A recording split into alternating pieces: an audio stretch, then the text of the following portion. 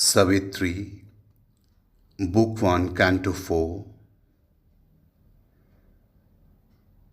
Alive in a date-rotating universe, we whirl not here upon a casual globe, abandoned to a task beyond our force. Even through the tangled anarchy called fate, and through the bitterness of death and fall, an outstretched hand is failed upon our lives. It is near us, in unnumbered bodies and birds.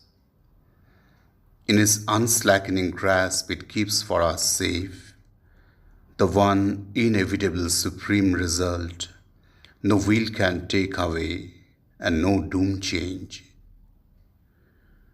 The crown of conscious immortality, the godhead promised to our struggling souls, when first man's heart dared death and suffered life. One who has shaped this world is ever its Lord. Our arrows are his steps upon the way.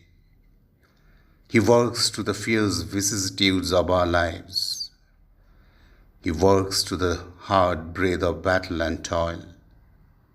He works through our sins and sorrows and our tears. His knowledge overrules our nations. Whatever the appearance we must bear, whatever our strong ills and present fate, with nothing we can see but drift and bail, a mighty guidance leads us still through all.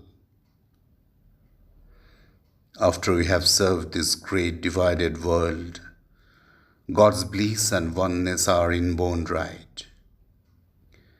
A date is fixed in the calendar of the unknown, an anniversary of the birth sublime. Our soul shall justify its checkered walk. All will come near that now is not or far. These calm and distant mights shall act at last, immovably ready for their destined task.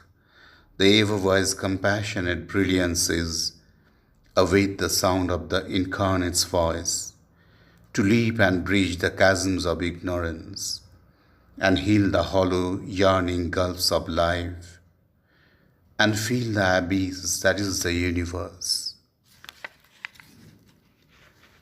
Here, meanwhile, at the Spirit's opposite pole, in the mystery of the deeps that God has built for his abode below the thinker's sight, in this compromise of a stark absolute truth, with the light that dwells near the dark end of things, in this tragicomedy of divine disguise, this long, far seeking for joy ever near, in the grandiose dream of which the world is made, in this gold dome on a black dragon base, the conscious force that acts in nature's breast, a dark-robed laborer in the cosmic scheme, carrying clay images of unborn gods, executrix of the inevitable idea, hampered, enveloped by the hoops of fate,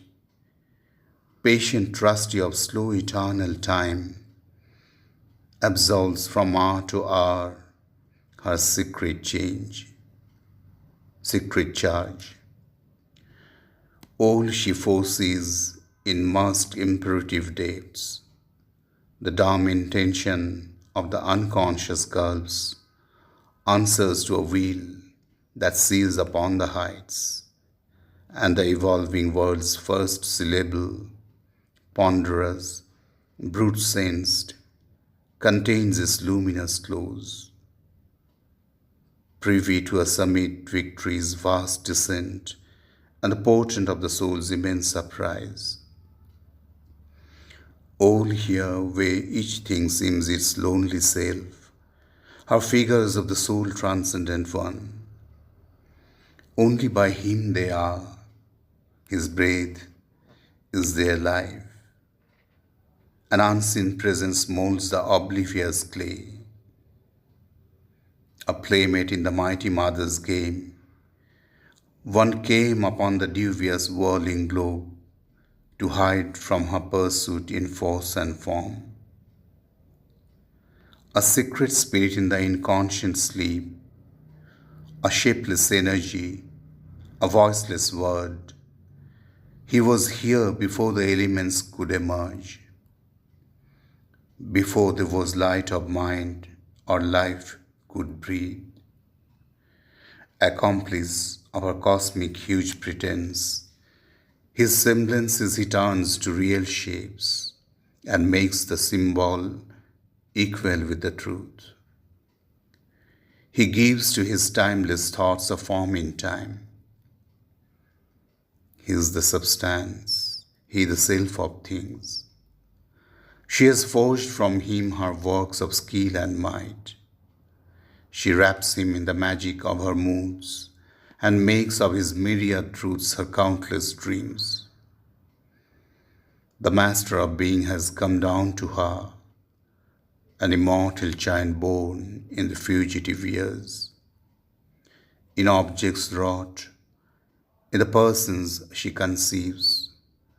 Dreaming, she chases her idea of him and catches here a look and there a jest. Ever he repeats in them his ceaseless parts. He is the maker and the world he made. He is the vision and he is the seer. He is himself the actor and the act. He is himself the knower and the known. He is himself the dreamer and the dream.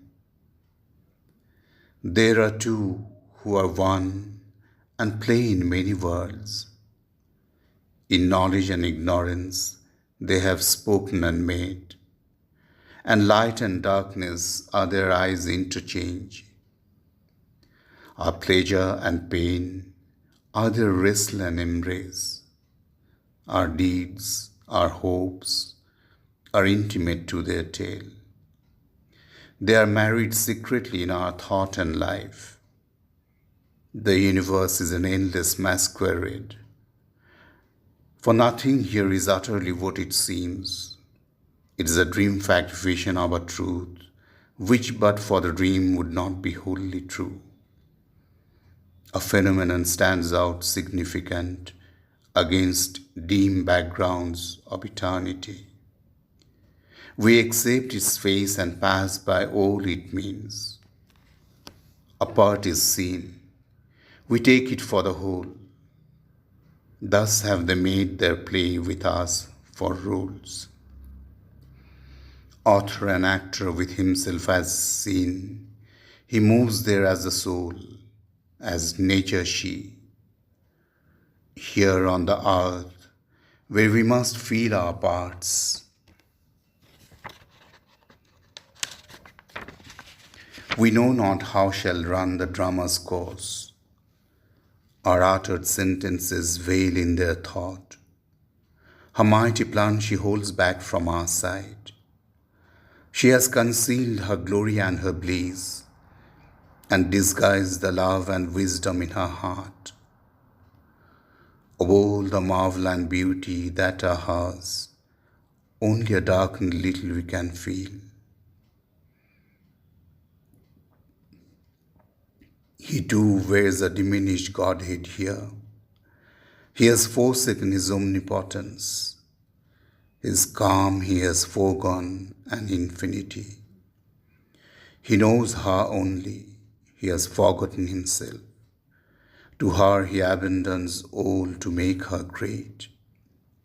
He hopes in her to find himself anew.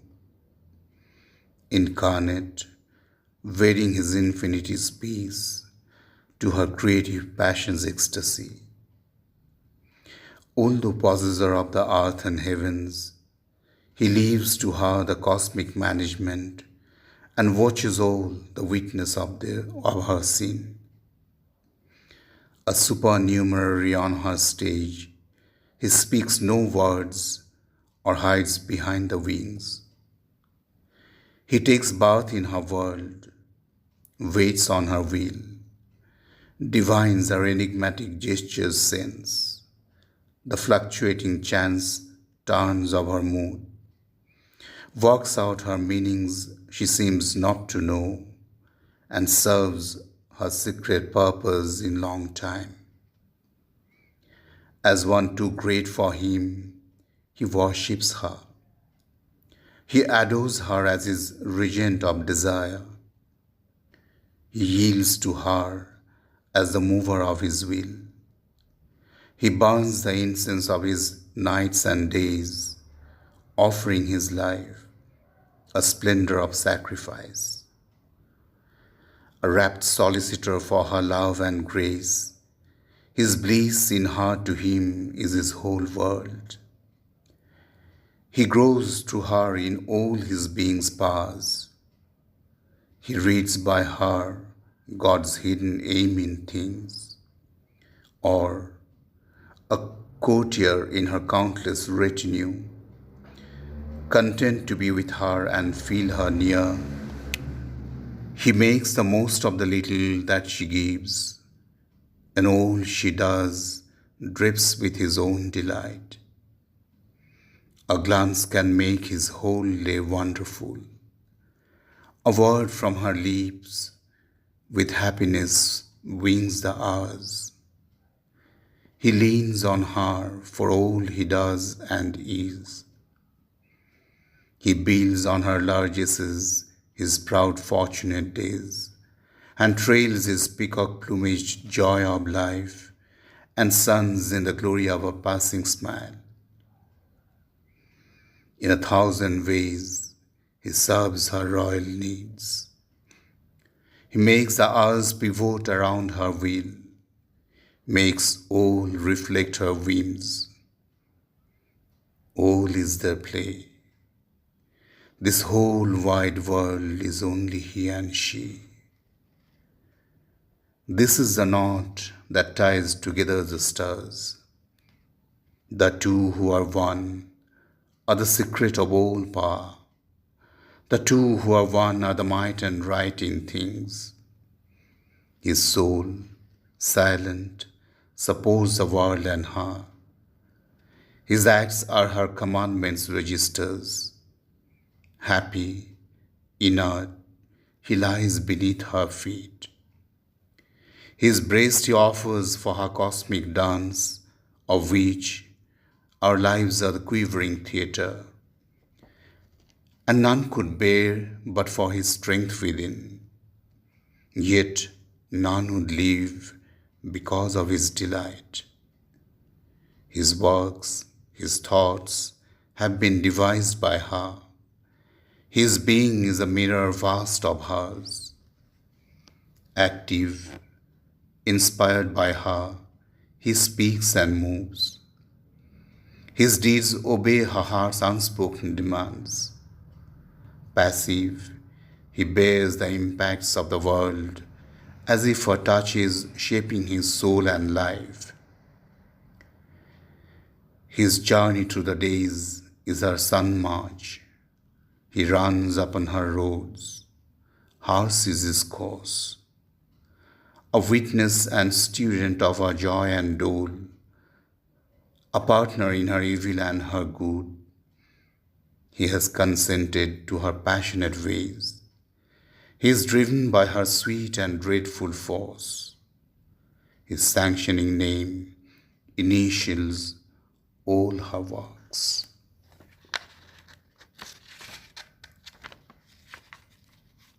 His silence is his signature to her deeds.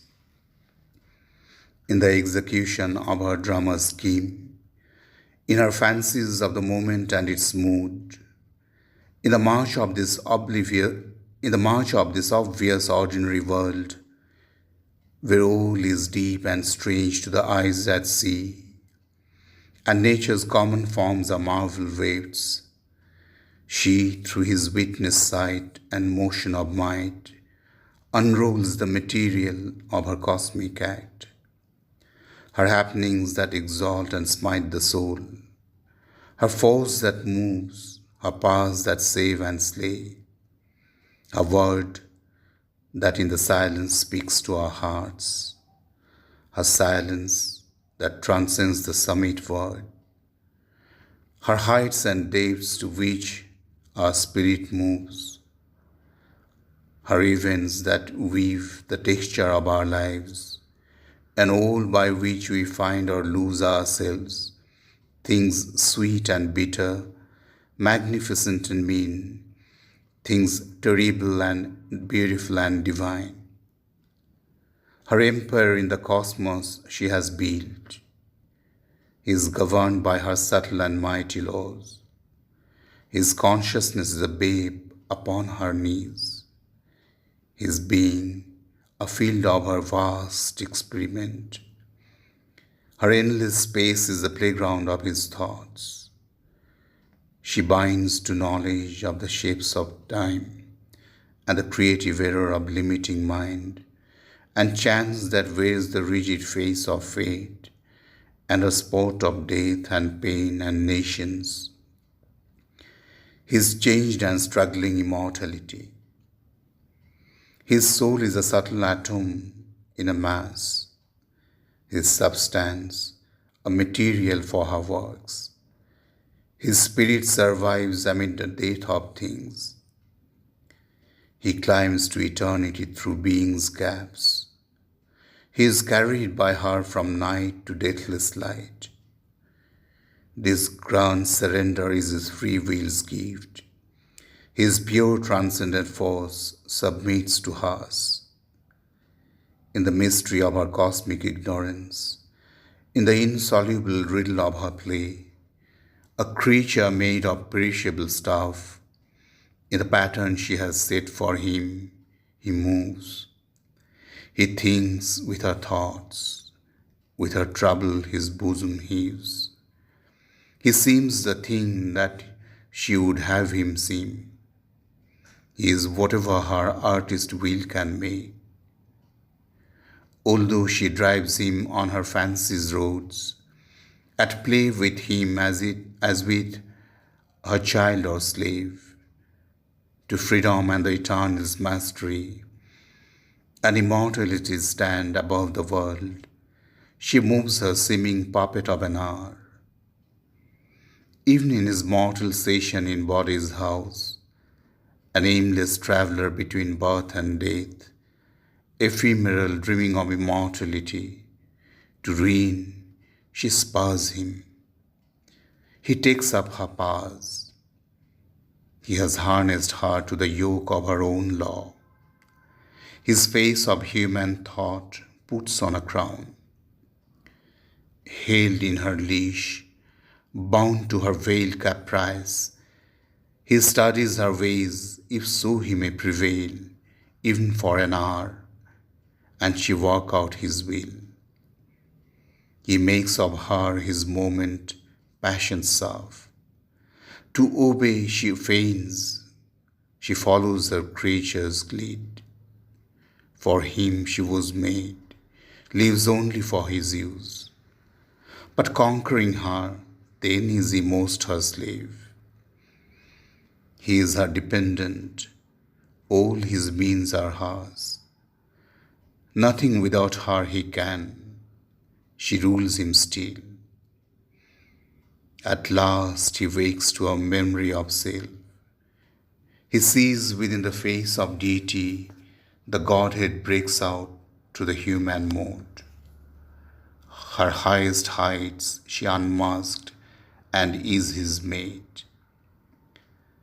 Till then, he is a plaything in her game, her seeming regent, yet her fancy's toy, a living robot moved by her energy springs. He acts as in the movements of a dream, an automaton stepping in the grooves of fate. He stumbles on, driven by her whip of force. His thought labors, a bullock in time's fields.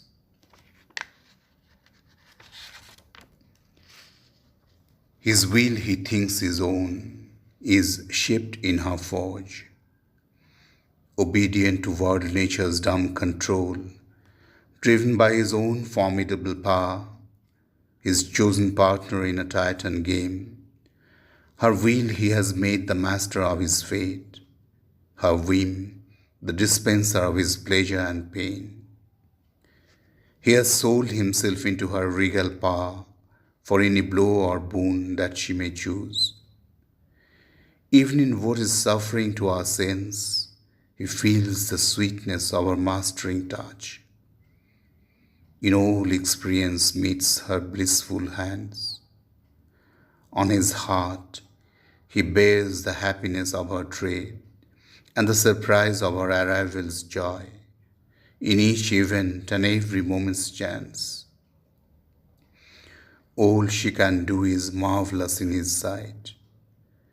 He revels in her, a swimmer in her sea, a tireless amateur of her world delight.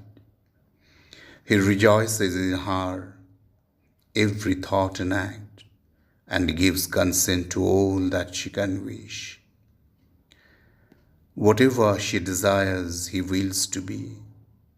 The Spirit, the innumerable One, he has left behind his lone eternity. He is an endless birth in endless time, her finite multitude in an infinite space. The Master of existence lurks in us and plays at hide and seek with his own force. In nature's instrument loiters secret God. The immanent lives in man as in his house. He has made the universe his pastimes field, a vast gymnasium of his works of might. All-knowing, he accepts our darkened state. Divine, wears shapes of animal or man. Eternal, he ascends to fate and time. Immortal, dallies with mortality. The all-conscious ventured into ignorance. The all-blissful bore to be insensible. Incarnate in a world of strife and pain, he puts on joy and sorrow like a robe, and drinks experience like a strengthening wine.